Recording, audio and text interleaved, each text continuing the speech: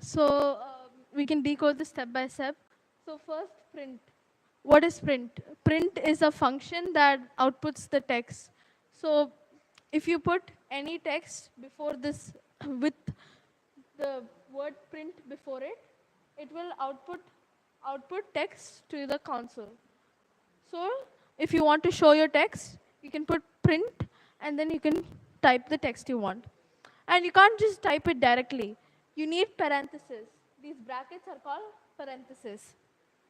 So since print is a function, it requires parentheses, and inside the parentheses, we can specify what we want to say or display.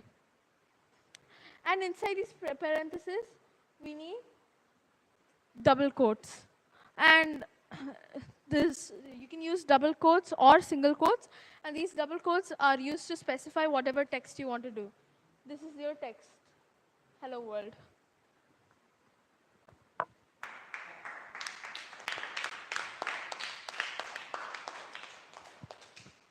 Thanks, Sharon. So now you guys got 3 explanations. One from me, one from Ridhan, and one from Sharon. So you should never ever forget this. Okay? So we know what's the program, and we have written our first program, and we got the explanation of our first program. Okay? Any questions here? Okay.